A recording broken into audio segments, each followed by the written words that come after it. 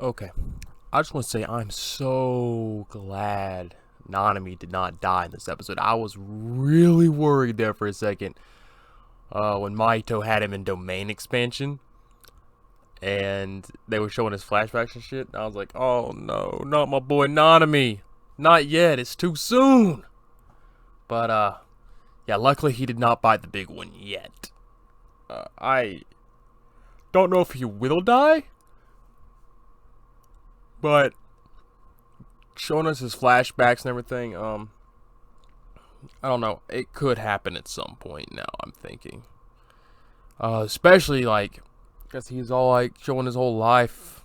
He's all like, I don't really have a reason to live. And then he finds his reason to live as being a Jujutsu sorcerer, helping other people. You're like, yeah. Yeah, they're about to kill this guy off. But luckily it didn't happen. Not yet, anyways, and I'm hoping it... I hope it don't happen at all, but... I kind of suspected it will at some point. I just hope it's way down the line. But this was a really good and a really powerful episode. Man. So, for starters, the fight was great. Seeing Nanami and Yuji working together, going after Mahito's bitch ass.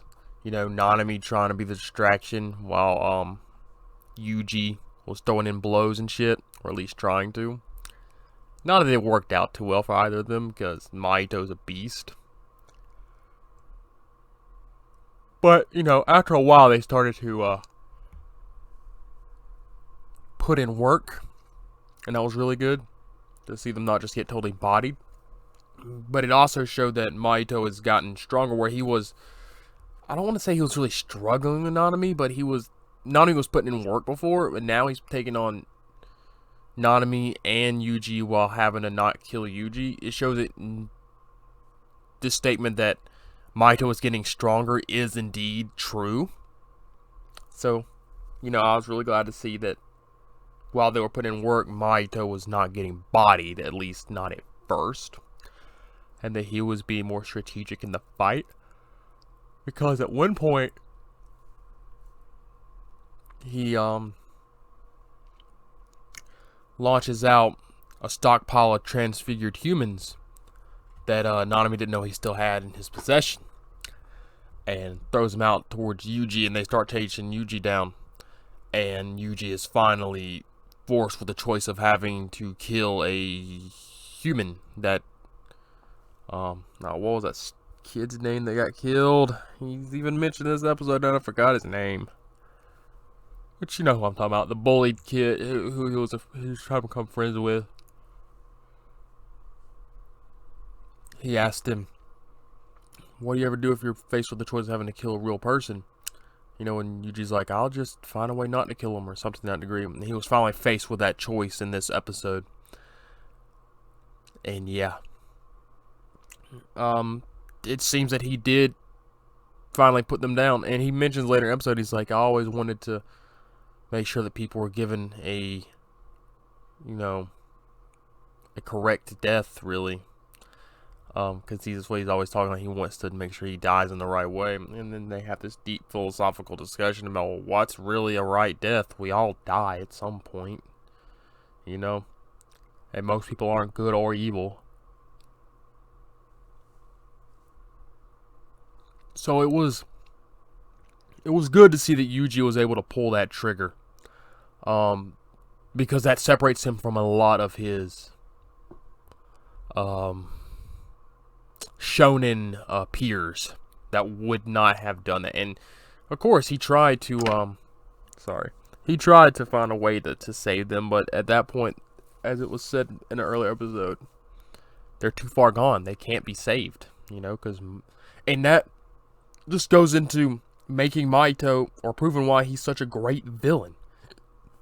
He's fucked up and twisted. He's a piece of shit. And I love it. You know, he's a guy that you love to hate, but he's also a fucking badass. Especially his domain expansion. He just learned domain. He's kind of like fucking Goku or Majin Buu. He learns to become stronger as he's fighting. And it's a scary thought to see how powerful he could become, because he does get away in this episode.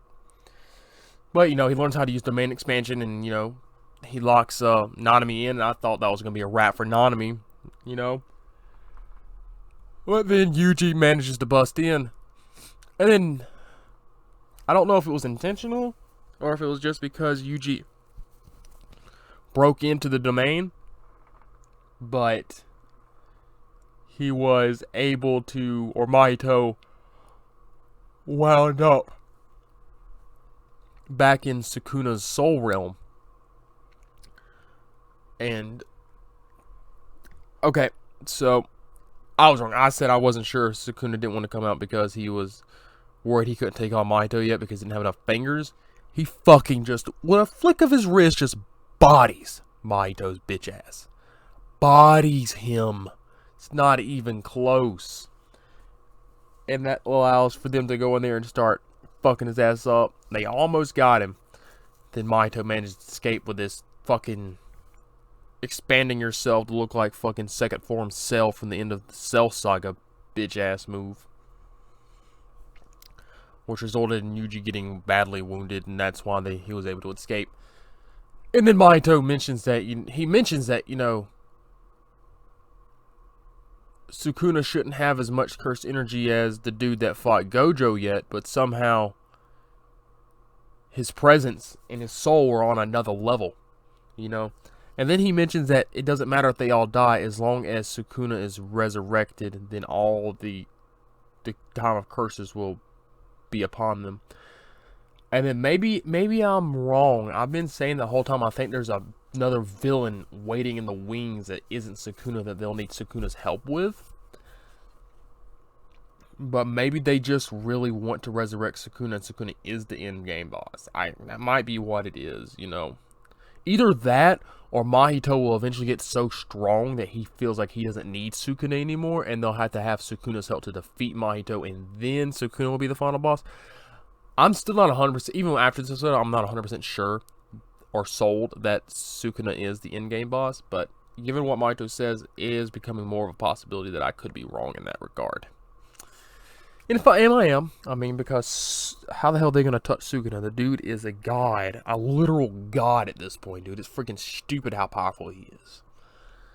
And we're only seeing bits and pieces of his power. It's like Dragon Ball Z watching the Omni King destroy the universe and shit. Dragon Ball Super, not Z. But yeah, I mean, it's pretty hot. Every time I see Sukuna throw down, I'm just like, yes, because I know, no lie, dude, I love me some Sukuna. Dude's a fucking prick, but I love him. He is fucking badass. And just seeing how he bodied Mahito was fucking great. But yeah, that's really all I've got on this episode.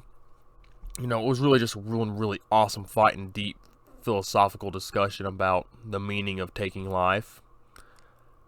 So what did you guys think? I mean, for starters, the art and animation, once again, was superb. I said it before, I'll say it again. Mappa really excels when they do fight scenes. Oh my god, it looks so great. But yeah, what do you think? You think Mahito has really proven himself to be a truly fucked up but good villain? Were you worried Nanami was about to bite the big one? And do you still think that's a possibility that he could bite the big one going down the road? It certainly seems possible, given the raising some kind of death flags for himself. And then most importantly, first off, what do you think about Sukuna just bodying Mahito's bitch ass? And, Mahito's statement that, as long as Sukuna is revived, they can all die and the curses will still basically rule the world. But most importantly, what did you think about Yuji being able to pull that trigger, so to speak, and actually kill what was another person? Something that really almost never, ever happens in shonen. I still don't see how this is a shonen title. This is like Tokyo Ghoul. This is seinen all the way. But I'm glad to have it in Shonen Jump. It's doing great. I freaking love it. It's awesome. But yeah, that's the most important thing. What did you think about Yuji finally pulling that trigger? Something that most shonen protagonists never do, and it's become such a boring cliche. It's really nice to throw that wrench in that machine there, in my opinion. But I'm curious to see what you guys think. Like the video, subscribe, leave your comments, theories down below, and we'll see you in the next one.